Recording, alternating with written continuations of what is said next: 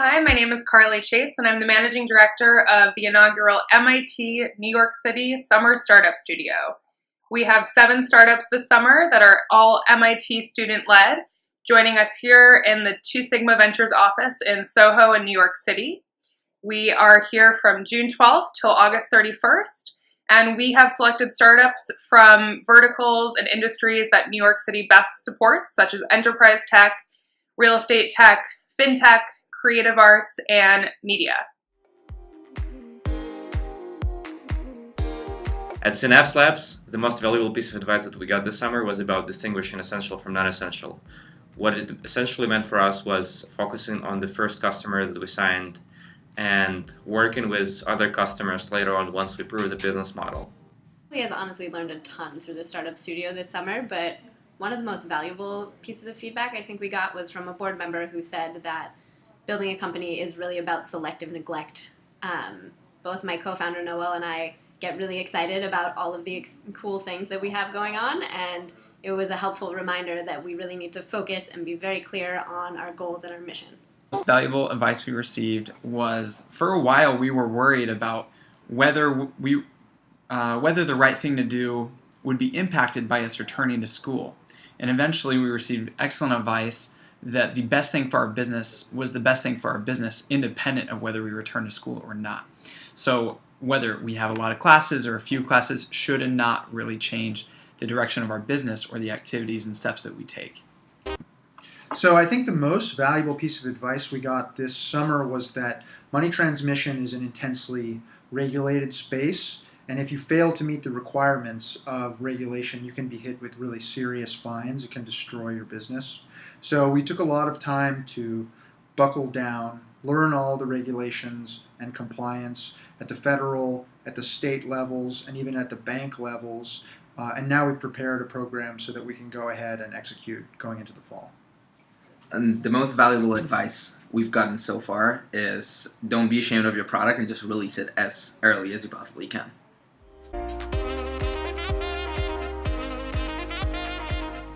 New York Startup Studio helped us connect with the advertising industry and build strong connections with billboard operators, media agencies, and brands. We ended up this summer signing a big contract. Thanks to the Startup Studio, Nestle has had a super productive summer. It's been really fantastic. We formalized a partnership with the city of Boston. We signed a contract with them. That's been really, really productive. We recruited, onboarded, and are now moving forward with move-ins for our first matches on September 1st, which is a massive accomplishment for us.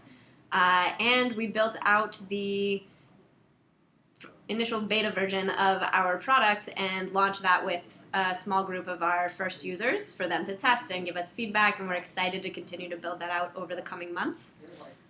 We also got some really exciting press coverage that we weren't expecting. We were featured in The Atlantic, was picked up by Forbes, Inside Higher Ed, a handful of other sources, and we also were featured on NPR's Marketplace. So it's been an exciting few months. Our biggest accomplishments this summer have been twofold: revenue and improvements on the tech side. So on the revenue side, we've hit $80,000 in total revenue, as well as have been able to sustainably grow our monthly revenue month on month. And then on the tech side, we've rolled out a client portal that we're both using internally for operational purposes, as well as providing our clients a more professional experience. So I think at SendFriend we've had 2 great accomplishments this summer. The first was that the international law firm Reed Smith offered to do all of our initial legal work for free, actually in the arrangement of a quid pro quo between MIT and them. They asked us to make some introductions in the media lab and other various labs at MIT, and in exchange they're going to do all of our IP, all of our regulatory work, and all of the initial investors agreements. So it's great. I would say the second big achievement was probably getting meetings with 7 or 8 really solid investors, and we actually have 3 different groups doing due diligence on us now, and we're really excited to hear their final decision in the coming week.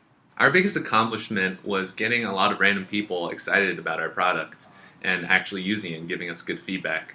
So recently we made a post onto a subreddit and became the top post for the day and for the week.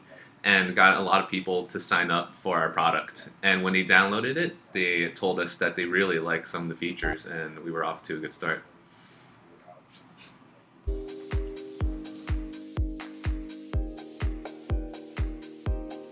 We hope the students have learned this summer is how to do business in New York, who's here to help them, what partners they can work with, what strategic ventures they might get into, what enterprises to work with, really integrate into the New York City ecosystem, given that their business makes sense, we think, most in New York City, and it's a great ecosystem for them to build and grow and stay as a startup in. And then more specifically, what we hope is that the students learn if they have a viable venture. Hopefully they've pivoted a bit if it wasn't, and hope that they continue on if they've chosen this path, or if they've said, hey, I don't want to be an entrepreneur, this life is not for me, then that's an equally great outcome, and we will support them and whatever they want to do next. In the coming month, we will focus on delivering our product to the first customer, which would involve doing development of the online platform, mounting our equipment on infrastructure on light poles, and also working closely with media agencies and brands. So as busy as the summer has been, we also have a lot of work ahead of us. So this initial cohort of matches is moving in together on September 1st. So there will be a lot of work around making sure that those transitions go smoothly, checking in with everyone, seeing that things are going well. We're also looking towards fundraising and expanding the team so that we can continue to build out our tech product and look towards expanding to other cities. So next steps for DeepBench. First, we want to grow DeepBench in a sustainable way so we can continue growing revenue and expand our operations. At the same time, we want to investigate some innovative and disruptive ideas that we think can have a really big impact on the expert network industry. So I think for SendFriend, the big next step is that we need to make a decision how to approach the challenge of recruiting a bank sponsor. There are basically two ways we can go about this. We could work with banks that like to support fintech and have a track record of doing this, although it would be kind of a lengthy process. And on the flip side, we can sign up with a consultant who can actually assign us to a money service business that can act as a bank for us in the short run while we acquire our own licenses and get ready to incorporate a longer-term banking model. In the next 6 months, we are hoping to raise our seed round, and we are looking to build out our team with more engineers and business people, and also we're looking to acquire more users for our product. Thanks to everyone from New York City and everywhere else who supported the MIT New York City Summer Startup Studio. We had a fantastic inaugural year and can't wait to see what comes next.